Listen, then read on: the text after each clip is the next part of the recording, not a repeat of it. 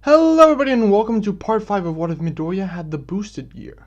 If you have missed any of the previous parts, there'll be a link in the description below to a playlist. If you enjoy the series and want to see more, be sure to hit that like button. Let's go for a 65 like goal for the next one. If you have any suggestions, be sure to leave a comment below or go to my Discord, the link in the description to that. Once again, I want to thank Micah Williams for writing this episode. All credit goes to him. Now, with that all said, let's get started. A few days after the sports festival, Midoriya heads to class with Bakugo. While on the train, they get recognized. Wait, Izuku, Midoriya, and Katsuki Bakugo? You guys came in 3rd and 1st place in the UA Sports Festival. Awesome! Izuku replies, I'm surprised you recognized me. I lost pretty badly. The man replied, you might be the strongest person in that school, honestly. I was rooting for you. Midoriya says thanks. The man is going to focus his attention on Bakugo, but before he can, he receives the single most scary look from Bakugo, so he keeps his mouth shut. When they arrive at UA, the class begins to talk about being noticed. Aizawa walks into the class. His bandages now removed. He proceeds to explain to the class that they need code names for their internships they are about to undertake, showing them the offers they got. Because of the overwhelming strength he showed during the sports festival, Izuku is first, Bakugo has the second most offers, and Todoroki the third most.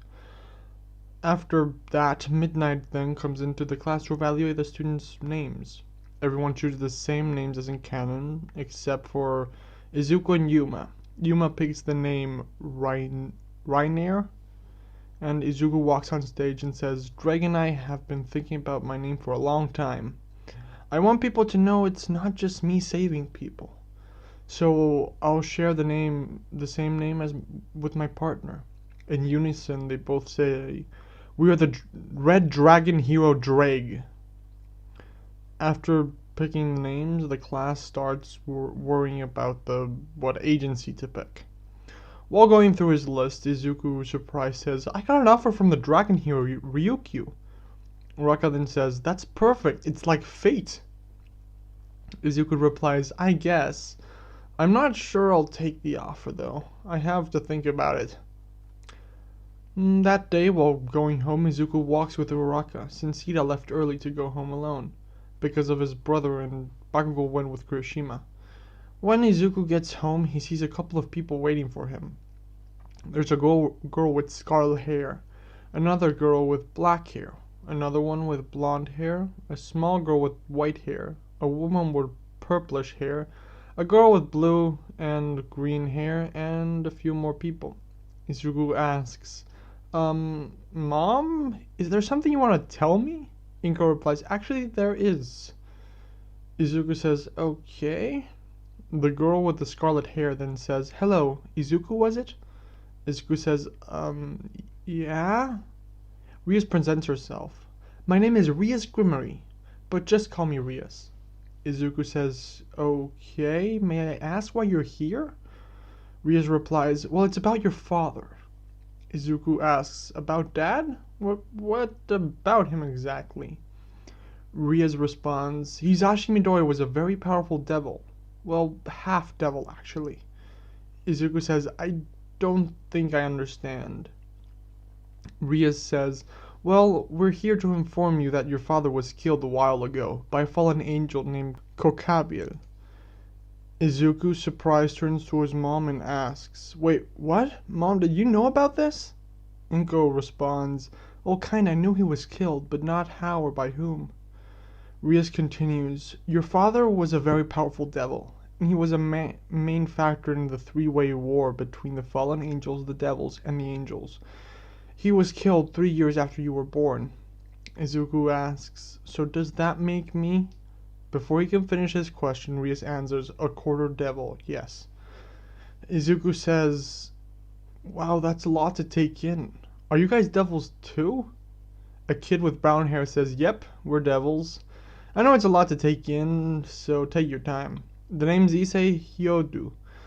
I know this is hard to take, but the reason we are here is to train you. Not really grasping the situation, Izuku replies, okay? Issei says, I was a human that turned into a devil. I had a quirk that was mistaken for your sacred treasure, which is why I was turned. My quirk's name is Boost. Every 10 seconds, my stats multiply. I was killed by a fallen angel named Rainier. Surprised to hear the name, Izuku exclaims, that's Yuma's hero name. Issei says she still uses that damn fake name. Izuku looks at Issei confused and asks, what? Ria says, there's a lot to explain. Go ahead and sit down. Quick overview of what happened to these guys. In this timeline, a lot of the same things happened as in the high school DxD part of the story. Issei was still killed by Yuma because she and a lot of fallen angels mistook his quirk for the boosted gear. He even kept the quirk after being turned into a devil. Izuku's father was half devil that rose through the ranks but eventually fell in love with a human woman named Inko. Together they had a son named Izuku. Hisashi was eventually killed by a fallen angel named Kokabiel. Otherwise, everyone's backstories are all pretty much the same.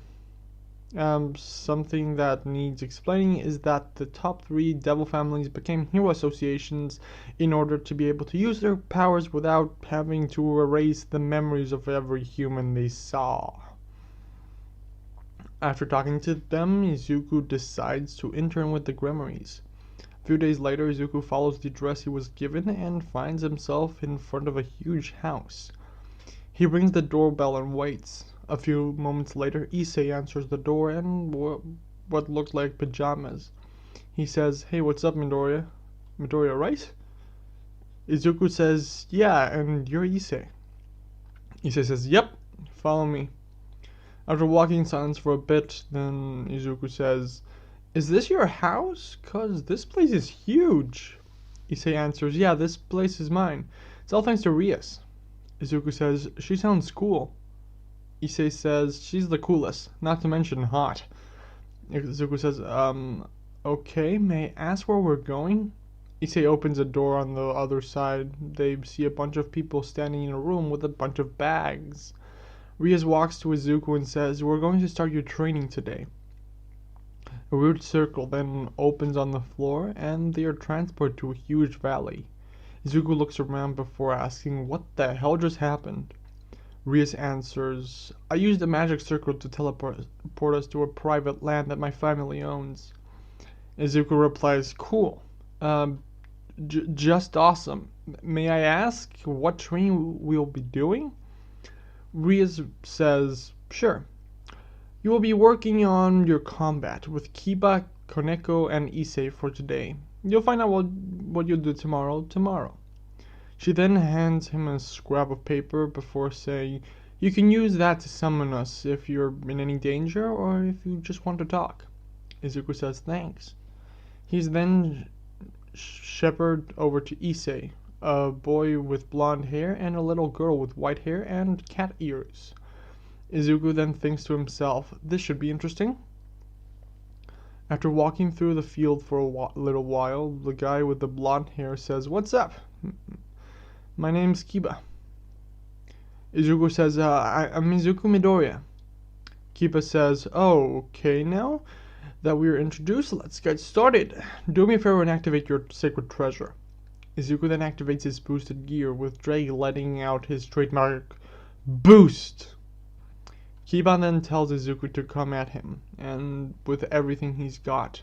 Just to note, Izuku isn't wearing his costume. Izuku rushes at Kiba to attack. Kiba easily dodges the attack and jumps back. He then calls Sword Birth. The weird circle that Izuku had seen before appears and a wooden sword comes out of it. Kiba says, my sacred treasure is called Sword Birth. I can make swords and call them whenever I want. Izuku then mumbles under his breath, that's so cool. Boost! Izuku charges at Kiba.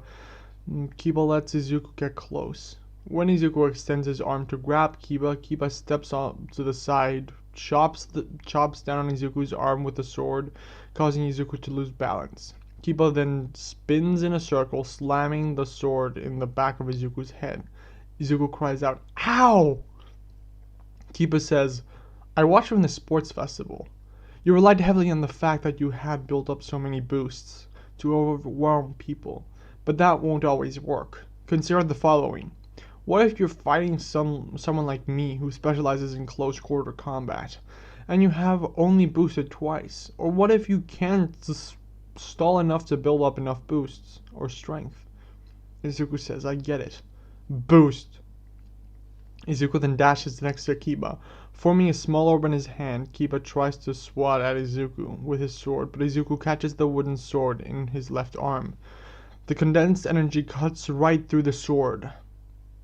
Izuku then tries to punch Kiba in the face, but Kiba easily dodges before summoning another sword. He then hits Izuku in the back with it. Kiba says, "Better, but let's switch it up a bit. Try sparring with Koneko." The small girl with the cat ears walks up to Izuku saying, "Sup, numbnuts?" This statement catches Izuku off guard. He boosts again and she says, "I'm Koneko. You're now going to be fighting me." Izuku kind of confident grins. She then blitzes him with a barrage of punches, sending him flying. Izuku struggles to stand. He manages and short on strength says, "Well, I definitely wasn't expecting that." Drake says, "Izuku, she's coming." He jumps into the air to gain some distance. Boost! Izuku asks, "Drake, what do I do?" Drake says, "Look for an open..." Drake is cut off by Koneko, who caught up with Izuku, punching him in the gut. She says, "Focus on your opponent. You can't just stop fighting to talk to your little friend." Izuku struggles to stand, saying, "Noted." Boost! Izuku charges at Koneko. He then jumps over her, aiming his gauntlet at her. He fires his dragon shot down at her, an attack that she easily dodges before jumping in the air after him. When she catches up, she sends him barreling into the ground. After getting back up, Izuku exclaims, "Ow!" Koneko continues to beat up Izuku for a while without letting up. She then asks, "Hey, numbnuts, can you stand?" Izuku stares at the sky and says, 14 times. I boosted 14 times, and every time I landed a punch, it didn't even faze you." Izuku looks around to see that Issei and Kiba were gone. When he asks where they had gone, she replies that they went to go get Asuya. Kiba and Issei return with a blonde girl with green eyes. The girl looks at Izuku worried. Asuya asks, "Koneko, don't you think you went a bit overboard?" Koneko replies, "Ria said don't hold back." Asuya kneels in front of Izuku and holds her hands above him, with a green aura covering her hand. Suddenly Izuku doesn't feel as hurt. Izuku says, "Well, thanks, Asuya." Issei then says, "Now you have to fight me. But don't worry, your boosted gear and my quirk are super similar, so you shouldn't have such a hard time against me." Izuku stands up and gets ready to square off with Issei, having boosted 4 more times while waiting for Asuya. Izuku tries to rush Issei. He sees a glow come from Issei's chest. A barrier appears in front of Issei. Izuku punches right through it, however. Boost! Izuku asks, "What the hell was that?" Issei answers, "The energy I got when I boosted, I formed it into a barrier and placed it in front of me. Cool, huh?" Izuku says, "Indeed." He then makes 3 energy orbs, having them surround Issei. Izuku sees the glow again and another barrier forms around Issei, but the barrier is destroyed by Izuku's attack. And the glow that Izuku saw before in Issei's chest happened again, and over. Issei appears in front of Izuku, punching him in the face, sending him flying. Issei then says, "You know, I've been training a lot so that I could boost rapidly without draining as quick, but 17 times in a row, that's going to take a toll." Izuku stands up, dashing at Issei, punching him in the stomach with his gauntlets. Then he grabs Issei by the hair, launching him across the field. Izuku says, "Okay, I might have a chance against him, at least if I play more aggressively." Issei stands back up and forces his energy into a little ball and says, "Devil shot!"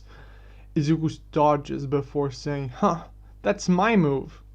Issei falls on the ground laughing before cutting off the fight.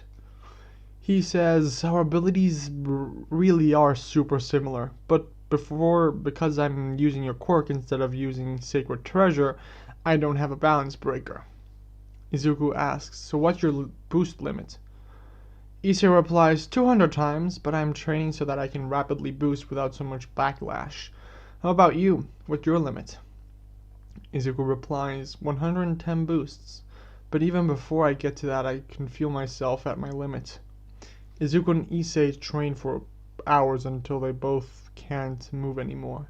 The next day, it was more combat training. After a couple hours of training, with a girl with black hair walks over to the group with a worried face. Rias asks, "What's wrong?"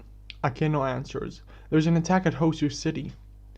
Izuku overheard the conversation, and Rias says, "No need to worry, I'll send Issei, Kiba, Koneko, and Asiya for support." Izuku then remembers that Ida is interning in Hosu, and he interjects, "Wait, you have to send me too." Rias asks, "Why would I risk your life when I have people perfectly capable to take on the job?" Izuku says, "My friend Ida is there. He's going to get himself hurt or worse. He's going to make a bad decision. I need to go. I need to help him." Rias thinks for a moment and replies, "Fine, but stay close to the others. Suit up, everyone." Izuku puts on his costume and prepares to be teleported to Hoso. Seeing him, Issei says, "I like the suit, man," but Izuku doesn't even recognize the compliment during the teleportation. Once they arrive in Hosu, they are quickly whelmed by all the chaos. Right away, Issei says, "Stick together, it's our best bet." Koneko says, "The perv is right, Asiya, newbie, stay close." They then see Izuku run off. While running, Izuku shouts, "Drag, 3 boosts, now! Boost! Boost! Boost!" Izuku jumps into the air, landing on top of a building. Using his speed and agility, he bounces around until he finds an alleyway with 3 people in it. Ida, a man with a bunch of weapons on him, and the pro hero native. Izuku jumps off the building, firing his signature dragon shot in order to get Stain to back up. Izuku then lands standing above Ida. He asks, "Ida, can you move?" Ida answers, "No, it's his quirk. Once he stabbed me, I couldn't move anymore." Stain then rushes them, but Izuku manages to use his mechanical tail from his costume to block Stain's sword. Boost! Izuku then kicks at Stain to get some distance. He then makes a bunch of landmines and scatters them along the alleyway. More specifically, between him and Stain. Izuku says, "Good luck getting past that." Stain then says, "You're the clever one, aren't you?" Izuku ignores the comment as he grabs Native and Ida, trying to get them to safety. Izuku turns his back on the hero killer and tries to get away. Stain, however, jumps over the floating mines and is about to stab Izuku when Stain's sword is blocked by a man with blonde hair. Izuku looks back and excitedly exclaims, "Kiba?" Kiba then says, "What's up, man? I'll hold him off, you get your friend to safety." Stain and Kiba square off, with Stain trying to speed blitz Kiba. Kiba calls out, "Sword birth!" and a bunch of magic circles appear around him, with swords coming out of the ground, almost turning Stain into a pincushion. Stain manages to avoid the swords. Kiba then reaches down to grab a sword that had a weird curve. It kind of looks like a boomerang. He throws it at Stain. In order to evade, Stain slows down for less than a second. This gives Kiba an opening. He grabs a random sword and charges at Stain, hitting him with the flat end of the sword. He knocks the killer out. Kiba then says, "That was easy enough. You're a pretty good swordsman for a human." He reaches down and grabs a sword with a frozen blade. He points it at Stain, encasing him in ice from his feet to his neck. Izuku says, "Kiba, you cease to amaze me." Kiba says, "Thanks, kid. Go bring them to Asiya to heal them up. I don't want you getting into any more trouble." Izuku carries both Native and Ida back to Issei, Koneko, and Asiya. They both get healed up, and they then see Kiba lodging a giant sliding of ice on his shoulder. Issei says, "Good job, Kiba." takes him down to the police station, and we'll warp back to base when you get back. Because Ida was healed up and Stain was captured by a licensed hero, they don't get in trouble and are able to return to their training. When Izuku gets back, he trains with Akeno. She is teaching him how to use his energy attacks more effectively. He learns to make energy orbs quicker, and they pack more of a punch. He can also make a lot more since they take less energy. On the last day of training at dinner, Izuku asks, Rias, I was going to ask, am I going to join your household? Ria says, I would love to add you, but most of my evil pieces are all used up. I have 7 pawns, but you're much too strong. It would take at least 8 of my pawns for you to be able to join, I think. Izuku is visibly confused. Rias then explains that the devils bring people into their families. They follow the roles of chess pieces. 1 king, 1 queen, 1 king, 2 rooks, 2 bishops, 2 knights, and 8 pawns. She says, in my game, I am the king, Akeno is the queen, Koneko and Rose Wise are my rooks, Asya and Gasper are my bishops, Kiba and Zenovia are my knights, and I have 1 pawn, Issei. Because of the overwhelming strength of the boosted gear, I would need all 8 pawns to add you. Quick note, Issei not having the boosted gear is also the reason why he only takes 1 pawn to add. Rias continues, but you are welcome to train with us as much as you want though. Izuku says, I appreciate the offer. The days of the internships end, and everyone returns to class. The first day after the internships in class, everyone is talking about their internships. Their attention then shifts to Ida, Izuku, and the fact that they were in Hoshu and faced the hero killer. Excited, Ashido says, it's awesome that you got saved by the devil swordsman Kiba. He's so hot! What was he like? Izuku says, Kiba is pretty cool, but when he's fighting he can be very scary. I got hit by that wooden sword like a gazillion times, but in the fight I was focused on getting Ida out of there. So that's where I'm leaving the video off for today. Again, thanks to Micah Williams for writing this video. And if you want another video in this series, let's get to that 65 likes. If you have any suggestions or theories of any kind, be sure to leave them in the comments below or in my Discord. Link to that in the description, where you can always chat with other people like me or other fans like yourselves. Until next time everyone, have an absolutely fantastic day. Bye!